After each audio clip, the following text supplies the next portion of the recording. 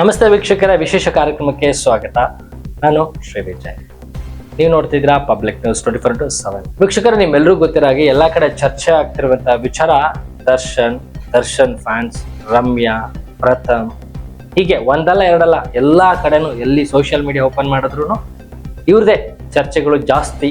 ನಮ್ಮ ಸಮಾಜದಲ್ಲಿ ಏನೆಲ್ಲ ನಡೀತಿದೆ, ಬಟ್ ಇಲ್ಲಿ ಚರ್ಚೆ ಆಗ್ತಿರೋಂಥ ವಿಚಾರ ಇದು ಜಾಸ್ತಿ ಆಗಿದೆ. ಅಂದ್ರೆ ನಾವು ಯಾವ ಮಟ್ಟಿಗೆ ನಾವು ಅಪ್ಗ್ರೇಡ್ ಆಗ್ತಾ ಇದೀವಿ, ವಿಚಾರಗಳನ್ನ ತಿಳ್ಕೊತಿದೀವಿ ಅನ್ನೋದಕ್ಕೆ ಇದೇ ಸಾಕ್ಷಿ ಅಂತ ಹೇಳ್ಬೋದು. ದರ್ಶನ್ ವಿಚಾರ ಮಾತಾಡ್ಲಿಲ್ಲ ಅಂದ್ರೆ ನಮ್ಗೆ ಊಟ ಸೇರಲ್ಲ, ಪ್ರಥಮ್ ವಿಚಾರ ಮಾತಾಡ್ಲಿಲ್ಲ ನಮ್ಗೆ ಊಟ ಸೇರಲ್ಲ. ಯಾಕಿದು ಅಂತ ಗೊತ್ತಿಲ್ಲ. ಎಲ್ರಿಗೂ ಕೂಡ ಸೆಲೆಬ್ರಿಟಿ ಅಂತಂದ್ರೆ ಎಲ್ರಿಗೂ ಯಾರಿಗೂ ಇಷ್ಟ ಇಲ್ಲ? ಸೆಲೆಬ್ರಿಟಿ ಎಲ್ರಿಗೂ ಇಷ್ಟನೇ, ಎಲ್ರೂ ಪ್ರೀತಿ ಮಾಡ್ತಾರೆ, ಎಲ್ರಿಗೂ ಅಭಿಮಾನ ಇರುತ್ತೆ. ಆದ್ರೆ ನಮ್ಮ ವೈಯಕ್ತಿಕ ವಿಚಾರಗಳನ್ನ ನಮ್ಮಲ್ಲೇ ಇಟ್ಕೊಂಡ್ರೆ ಬಹಳ ಒಳ್ಳೇದು. ಆಕ್ಚುಲಿ ಹೇಳ್ಬೇಕಂದ್ರೆ ಈ ವಿಚಾರದಲ್ಲಿ ನಾನು ಯಾರನ್ನೋ ಇಷ್ಟಪಡ್ತೀನಿ ಅಂತ ಊರಿಗೆಲ್ಲ ಹೇಳ್ಕೊಂಡಿರ್ಬೇಕು ಅಂತ ನೆಸೆಸಿಟಿ ಇಲ್ಲ ಅಲ್ಲ. ಅದು ನನ್ನ ಪ್ರೀತಿ, ನನ್ನ ದರ್ದು, ನನ್ನ ವೈಯಕ್ತಿಕ ವಿಚಾರ, ನನ್ನ ಕಷ್ಟ ಇಷ್ಟ ಆದಂತ ಕಥೆಗಳು. ಯಾಕೆಂದ್ರೆ ಇದೊಂದು ವಿಚಾರನ ಎಸ್ಪೆಷಲಿ ಸೆಲೆಬ್ರಿಟಿ ಫ್ಯಾನ್ಸ್ಗಳು ನೋಡ್ಲೇಬೇಕಾದಂಥದ್ದು.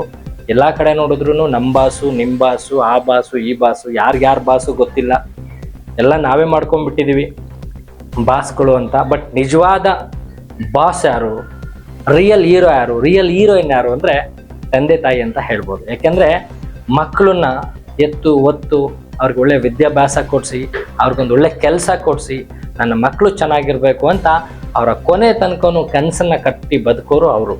ಅಂಥವ್ರನ್ನ ಪ್ರೀತಿ ಮಾಡೋದು ಬಿಟ್ಟು ಅಭಿಮಾನ ಇಟ್ಕೋಬೇಕು. ಹಾಗಂತ ನಾವು ಸೆಲೆಬ್ರಿಟಿನ ಇಷ್ಟಪಡಬೇಡಿ, ಪ್ರೀತಿ ಮಾಡಬೇಡಿ, ಅವ್ರ ಸಿನಿಮಾ ನೋಡಬೇಡಿ ಅಂತ ಹೇಳೋದು ನನಗೂ ಕೂಡ ರೈಟ್ಸ್ ಇಲ್ಲ. ಮಾಡಿ, ಅದು ಎಲ್ಲದಕ್ಕೊಂದು ಲಿಮಿಟೇಷನ್ಸ್ ಅಂತ ಇರುತ್ತಲ್ವಾ, ಅದನ್ನ ನಾವು ಕಾಪಾಡ್ಕೊಳ್ಳೇಬೇಕು ಕೆಲವೊಂದು ವಿಚಾರದಲ್ಲಿ. ನಿಮ್ಮೆಲ್ರಿಗೂ ಗೊತ್ತಿರೋ ಹಾಗೆ ರೇಣುಕಾಸ್ವಾಮಿ ವಿಚಾರದಲ್ಲಿ ಯಾರೋ ರೇಣುಕಾಸ್ವಾಮಿ ಮೆಸೇಜ್ ಮಾಡ್ದಂತ ದರ್ಶನ್ ಫ್ಯಾನ್ಸ್ಗಳು ಹೋಗಿ ಏನೆಲ್ಲ ನಡೀತು ಅಂತ ನಿಮ್ಮೆಲ್ರಿಗೂ ಗೊತ್ತಿರೋಂಥ ವಿಚಾರ. ಅದೇ ವಿಚಾರದಲ್ಲಿ ಈಗ ರಮ್ಯಾ ಅವ್ರಿಗಾಗಿರೋಂಥದ್ದು ಯಾರೋ ಕಿಡಿಗೇಡಿಗಳು ಬೇಕು ಅಂತಲೇ ಅವ್ರಿಗೆ ಮಾನಸಿಕವಾಗಿ ನೊಂದ್ಸೋದಕ್ಕೋಸ್ಕರ ಕೆಟ್ಟ ಮೆಸೇಜ್ಗಳನ್ನ ಮಾಡಿ ಅವ್ರ ಮನಸ್ಸಿಗೆ ನೋಯಿಸಿ ನಾವು ಹಾಗೆ ಹೀಗೆ ಅಂತ. ಬಟ್ ನಿಜಕ್ಕೂ ಹೇಳ್ಬೇಕಂದ್ರೆ ನಾನು ಹೇಳ್ತೀನಿ, ಕೇಳಿಸ್ಕೊಡಿ. ದರ್ಶನ್ ಫ್ಯಾನ್ಸ್ ಎಲ್ಲರೂ ಕೆಟ್ಟವರು ಅಂತ ಹೇಳಲ್ಲ, ದರ್ಶನ್ ಫ್ಯಾನ್ಸ್ ಎಲ್ಲರೂ ಕೂಡ ಒಳ್ಳೆಯವರು ಅಂತಾನು ಕೂಡ ಹೇಳಲ್ಲ.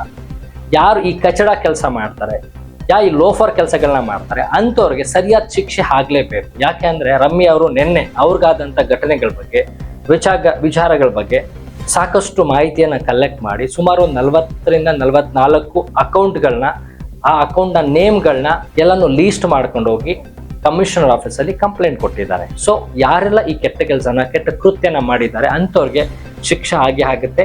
ಸೊ ಆ ಒಂದು ಅಕೌಂಟ್ಗಳು ಡಿಲೀಟು ಕೂಡ ಆಗುತ್ತೆ, ಮತ್ತೆ ಆ ಅಕೌಂಟಿಂದ ಯಾರೆಲ್ಲ ಮೆಸೇಜ್ ಮಾಡಿದ್ದಾರೆ ಅವ್ರಿಗೂ ಕೂಡ ಶಿಕ್ಷೆ ಆಗುತ್ತೆ.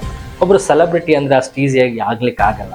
ಅವ್ರದ್ದೇ ಆದಂಥ ಜೀವನ ಪಯಣದಲ್ಲಿ ಸಾಕಷ್ಟು ಹೇಳು ಬೀಳುಗಳನ್ನ ಕಲ್ತ್ಕೊಂಡಿರ್ತಾರೆ.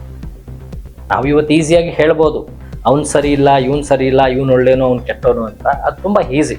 ಹಾಗಂತ ಇಲ್ಲಿ ಒಬ್ಬ ಏನೋ ಬಾಸ್ ಅಂದ್ರೆ ಇನ್ನೊಬ್ಬ ಡೋಸ್ ಅಂತ ಹೇಳ್ತಾನೆ, ಇನ್ನೊಬ್ಬ ಅವನು ಕೆಟ್ಟದನ್ನು ಇನ್ನೊಬ್ಬ ಕೆಟ್ಟದಂತಾನೆ. ಇದು ನಾವು ಬೆಳವಣಿಗೆ ಮಾಡ್ಕೊಳ್ಳೋಂಥ ವಿಚಾರನೇ ಅಲ್ಲ. ನಾವು ಮಾಡ್ಬೇಕಾಗಿರೋ ವಿಚಾರ ಬಹಳಷ್ಟಿದೆ. ಇಲ್ಲಿ ಯಾವ್ದೋ ವಿಚಾರ ಆಗ್ತು ಅಂದ್ರೆ ಮೀಡಿಯಾದವ್ರ ಮೇಲೆ ಬೈಕ್ ಸ್ಟಾರ್ಟ್ ಮಾಡೋದು, ಮೀಡಿಯಾದವ್ರು ಹಂಗ್ ಮಾಡಿದ್ರು, ಮೀಡಿಯಾದವ್ರು ಹಿಂಗ್ ಮಾಡಿದ್ರು ಅಂತ. ಹೀಗೆ ಒಂದು ಸಣ್ಣ ವಿಚಾರನ ತಗೊಂಡು ಇಷ್ಟುದ್ದ ಲ್ಯಾಗ್ ಮಾಡ್ಕೊಂಡು ಅದನ್ನೇ ಹೇಳ್ಕೊಂಡು ಹೋಗೋಂಥ ನೆಸೆಸಿಟಿ ಇಲ್ಲ. ಸಮಾಜದಲ್ಲಿ ನಾವು ಮಾಡ್ಬೇಕಾಗಿರೋ ಕೆಲಸ ಸಾಕಷ್ಟಿದೆ. ಸೊ ಇವಾಗ ರಮ್ಯಾ ಎಸ್ಪೆಷಲಿ ನಾನು ಹೇಳ್ಬೇಕಂದ್ರೆ ದರ್ಶನ್ ಫ್ಯಾನ್ಸ್ ಅಂತ ಈಗ ಎಲ್ಲ ಕಡೆ ಶಬ್ದ ಆಗ್ತಿದೆ, ಎಲ್ಲ ಕಡೆ ಟ್ರೋಲ್ ಆಗ್ತಿದೆ, ಎಲ್ಲ ಕಡೆ ಚರ್ಚೆ ಆಗ್ತಿದೆ. ನಿಜಕ್ಕೂ ಯಾರು ಈ ಕೆಟ್ಟ ಕೆಲಸ ಮಾಡಿರ್ತಾರೆ ಅವರು ಅನುಭವಿಸ್ತಾರೆ. ಕಾನೂನು ಪ್ರಕಾರ ಏನೆಲ್ಲ ಅವ್ರಿಗೆ ಶಿಕ್ಷೆ ಆಗ್ಬೇಕು ಅನ್ನೋದನ್ನ ಆಲ್ರೆಡಿ ಪೊಲೀಸ್ನವರು ಆ ಕೆಲಸನ ಮಾಡ್ತಾ ಇದ್ದಾರೆ. ಸೊ ಇನ್ನು ಮುಂದೆ ನಿಜವಾದ ದರ್ಶನ್ ಫ್ಯಾನ್ಸ್ ಆದ್ರೆ ಮತ್ತೊಬ್ರು ಮಗದೊಬ್ರು ಯಾರಾದ್ರೂ ದರ್ಶನ್ ಬಗ್ಗೆ ಬೈತಾ ಇದ್ದಾರೆ, ಅಥವಾ ರಮ್ಯಾ ಬಗ್ಗೆ ಬೈತಿದ್ದಾರೆ, ಅಥವಾ ಪ್ರಥಮ್ ಬಗ್ಗೆ ಬೈತಿದ್ದಾರೆ, ಈ ತರ ವಿಚಾರಗಳಲ್ಲಿ ಟ್ರಿಗರ್ ಆಗಂತ ನೆಸೆಸಿಟಿ ಇಲ್ಲ. ಯಾರು ಮಾಡಿರ್ತಾರೆ ಅವ್ರು ಅನುಭವಿಸ್ತಾರೆ. ಆದಷ್ಟು ಇಗ್ನೋರ್ ಮಾಡ್ಕೊಳ್ಳೋದು ತುಂಬಾ ಒಳ್ಳೇದು. ಯಾಕೆ ಅಂದ್ರೆ ಕೆಲವೊಂದ್ಸರಿ ದರ್ಶನ್ ಫೋಟೋ ಹಾಕೊಂಡು ಯಾರೋ ಒಂದು ಫೇಕ್ ಅಕೌಂಟ್ ನ ಕ್ರಿಯೇಟ್ ಮಾಡಿಬಿಟ್ಟು ಅವ್ರಿಗೆ ಮೆಸೇಜ್ ಕೂಡ ಮಾಡ್ಬೋದಲ್ವಾ, ಹೇಳಲಿಕ್ಕಾಗಲ್ಲ. ಫ್ರೀಡಮ್ ಆಫ್ ಸ್ಪೀಚ್ ಎಲ್ರಿಗೂ ಇದೆ. ಹಾಗಂತ ಅದನ್ನ ಒಳ್ಳೆ ರೀತಿ ಬಳಸ್ಕೊಳ್ಳೋರು ಇದ್ದಾರೆ, ಕೆಟ್ಟ ರೀತಿ ಬಳಸ್ಕೊಳ್ಳೋರು ಇದ್ದಾರೆ. ಹಾಗಂತ ಈಗ ಏನಾಗ್ತಿದೆ ಅಂದ್ರೆ ಒಳ್ಳೆಯವರು ಕೂಡ ಕೆಟ್ಟವರಾಗಕ್ಕೆ ಸ್ಟಾರ್ಟ್ ಆಗ್ತಿದೆ. ಈಗ ಯಾರೋ ಒಬ್ರು ಒಂದು ಒಳ್ಳೆ ಕೆಲಸ ಮಾಡಿದ್ರೆ ಕೆಟ್ಟವರಿಂದ ಅವ್ರ ಹೆಸರು ಕೂಡ ಹಾಳಾಗ್ತಾ ಇದೆ. ಯಾರೋ ಒಬ್ರು ನಟನ ಇಷ್ಟಪಡ್ತಾರೆ, ನಂಗೆ ದರ್ಶನ್ ಇಷ್ಟ, ನನ್ಗೆ ಯಶ್ ಇಷ್ಟ, ಹೀಗೆ ಒಬ್ಬೊಬ್ಬನ ಹೇಳ್ತಾ ಹೋಗ್ತಾರೆ. ಯಾರೋ ಒಬ್ಬ ಕೆಟ್ಟ ಕೆಲಸ ಮಾಡಿದ್ರೆ ಅವ್ರ ಜೊತೆ ಇರೋಲ್ಲ ಕೆಟ್ಟವರು ಅಂತ. ಬಟ್ ಆದ್ರೂ ನಾನು ಹೇಳೋದಿಷ್ಟೇನೆ, ಎಲ್ರಿಗೂ ಒಂದೇ ನ್ಯಾಯನೇ. ರಮ್ಯಾ ಅವ್ರಿಗೆ ಮಾಡಿದಂಥ ಕೆಲಸ ಅಂದ್ರೆ ಮೆಸೇಜ್ಗಳು ಬಹಳ ಕೆಟ್ಟದಾಗಿ ಮಾಡಿರೋಂಥ ಮೆಸೇಜ್ಗಳು, ಇದು ಒಳ್ಳೆ ಮೆಸೇಜ್ಗಳಲ್ಲ. ಯಾರೇ ಆಗಿರ್ಲಿ ಅವ್ರಿಗೆ ಶಿಕ್ಷೆ ಆಗಬೇಕು.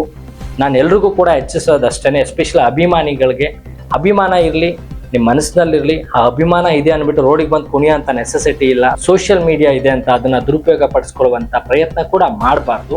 ಅವ್ರ ಫೋಟೋ ತೆಗೆಯೋದು, ಇಲ್ಲಿ ಹಾಕೋದು, ಇವ್ರ ಫೋಟೋ ತೆಗೆಯೋದು, ಅವ್ರು ಹಾಕೋದು, ಅಲ್ಲಲ್ಲೇ ಗಲಾಟೆಗಳನ್ನ ತಂದಿಕ್ಕೋದು, ಇದು ಒಳ್ಳೇದಲ್ಲ. ಇದಕ್ಕೊಂದು ಅಂತಿಮ ಅಂತ ಒಂದಿರುತ್ತೆ. ಯಾವುದೇ ಕೆಲಸ ಮಾಡೋದು ಅಂತಿಮ ಬಂತು ಅಂತಂದ್ರೆ ಯಾರಿಗೂ ಕೂಡ ಉಳಿಗಾಲ ಇರಲ್ಲ.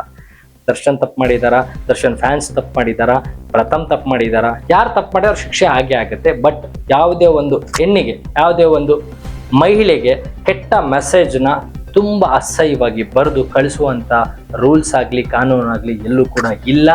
ಆ ಥರ ಮಾಡಿದರೆ ಖಂಡಿತ ಅವ್ರಿಗೆ ಶಿಕ್ಷೆ ಹಾಗೆ ಆಗುತ್ತೆ.